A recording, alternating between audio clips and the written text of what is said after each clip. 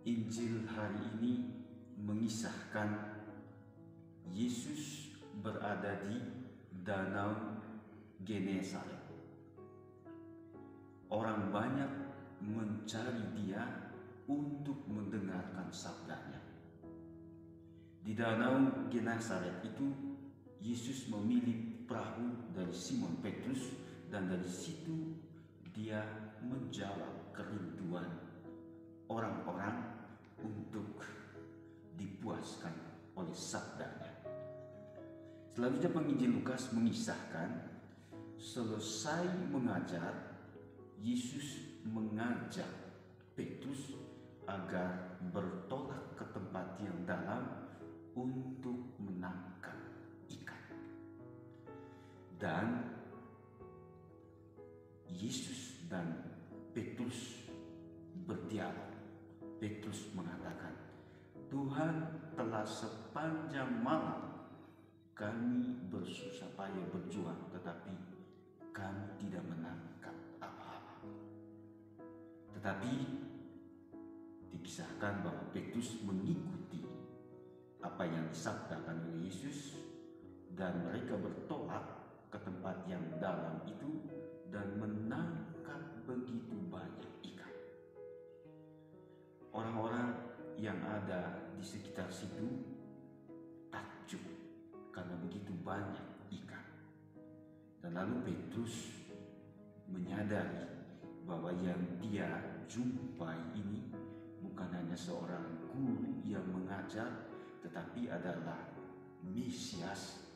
Lalu tersungkur dan mengatakan, "Tuhan, aku ini seorang yang berdosa." Lalu di bagian akhir dari Injil Lukas hari ini dikisahkan bahwa setelah itu Petrus dan kawan-kawannya meninggalkan perahu dan segala sesuatu, lalu mengikuti Kristus.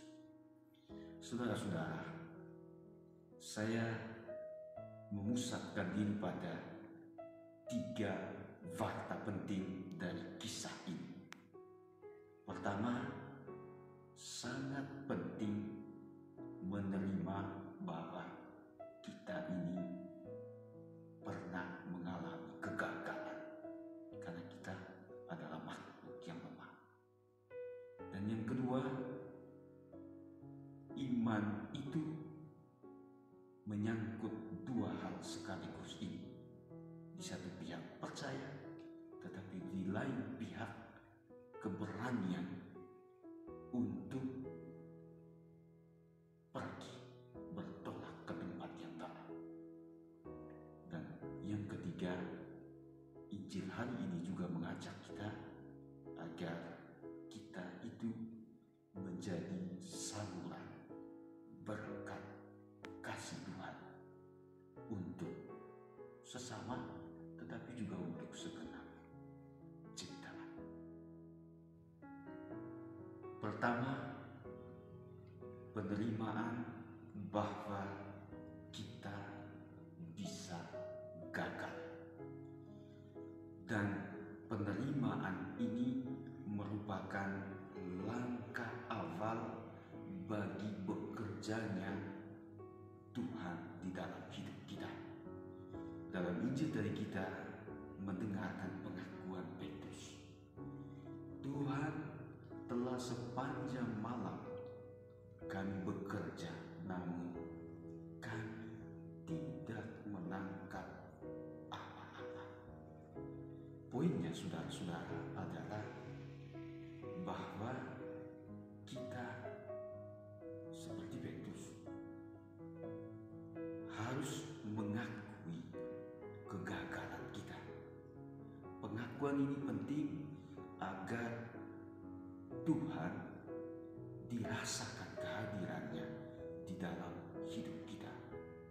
Pengakuan ini juga penting agar kegagalan itu menjadi tempat di mana Tuhan itu didengarkan sabdanya. Dan Injil sungguh-sungguh menggarisbawahi hal itu, yaitu bahwa Tuhan tidak pernah meninggalkan kita juga di dalam situasi-situasi yang paling gelap, paling mengecewakan dari hidup kita, seperti yang dialami oleh Petrus dan kawan-kawan. Tuhan bersedia dijumpai asal saja kita membuka diri dalam hidup harian kita. Dan karena itu sekali lagi saudara-saudara, pengalaman, pengakuan bahwa kita itu gagal adalah langkah awal untuk Tuhan bisa mengubah kita menjadi orang yang lebih bahagia, menjadi orang yang lebih berhasil, menjadi orang yang bisa menghayati hidup ini dengan lebih bergairah, dengan lebih sukacita, dan juga dengan lebih mulia. Warta Injil hari ini, dan ini poin yang kedua, juga mengingatkan kita bahwa iman itu senantiasa menyangkut dua hal ini.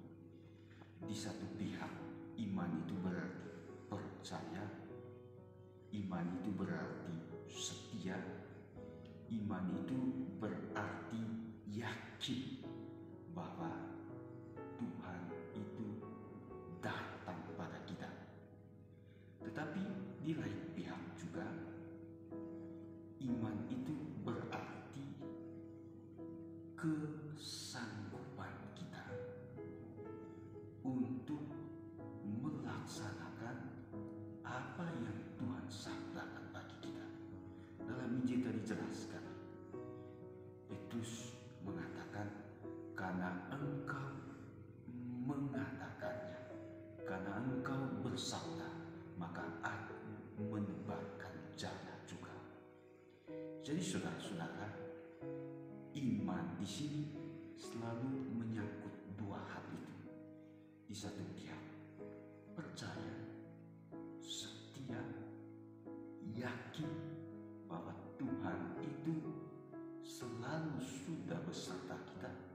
Tetapi di lain pihak, iman itu juga berarti keberanian untuk, saya mengutip kata-kata dari Paus Fransiskus dalam Evangelii Gaudium, iman itu berarti juga pergi dari diri kita sendiri, pergi dari hal-hal yang memberikan kita kesenangan, kenikmatan, pergi dari egoisme kita, dari sikap-sikap yang hanya selalu mencari kepentingan dan kebahagiaan diri kita sendiri, dan masuk dalam dunia yang memberi kita tantangan, dunia yang memberi kita kedewasaan, dunia yang juga menjadi medan di mana iman itu diwujudkan.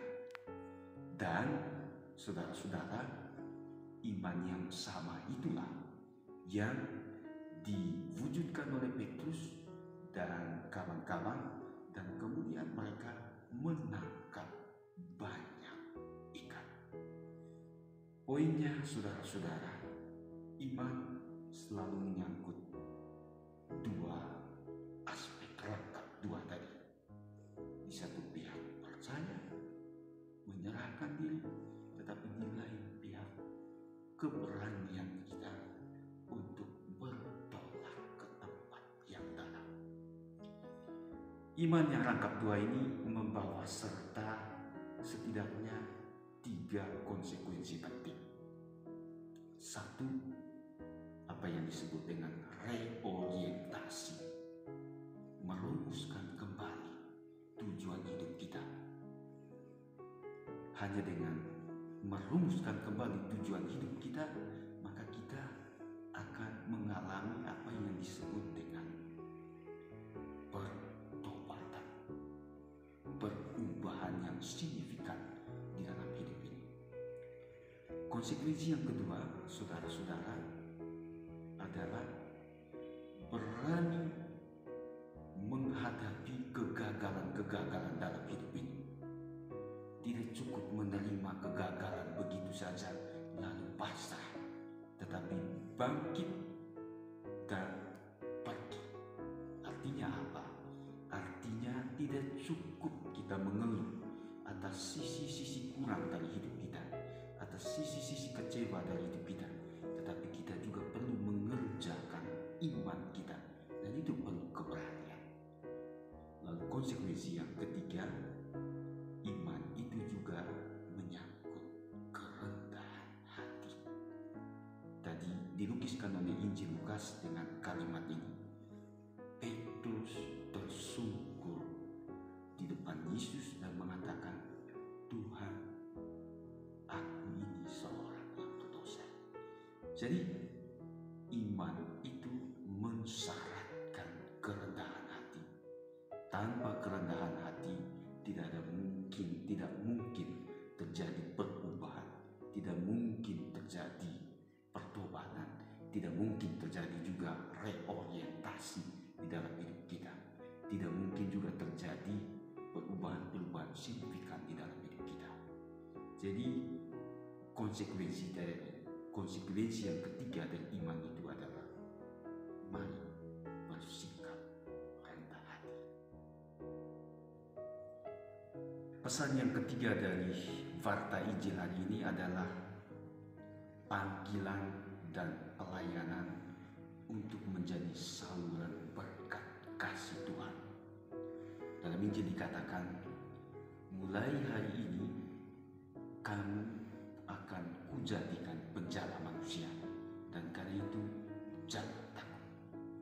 Artinya apa, saudara-saudara? Artinya agar kita itu menjadi saluran, agar kita itu bisa menjadi berkat Tuhan bagi sesama, diperlukan berada bersama Yesus dan sekaligus juga mewartakan pengalaman perjumpaan, pengalaman ada bersama dengan Kristus itu kepada sesama. Kita akan menjadi orang yang lebih bahagia, kita akan menjadi orang yang lebih merayakan hidup ini dengan sukacita kalau kita berada bersama Yesus dan sekaligus pada saat yang sama mewujudkan pengalaman kebersamaan dengan Yesus ini untuk sesama.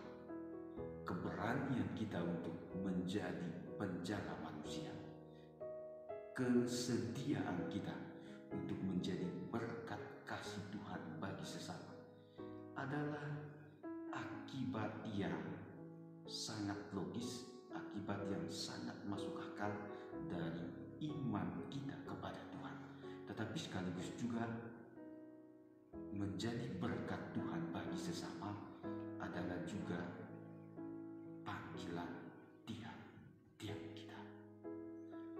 Selamat berhari Minggu, Tuhan memberkati.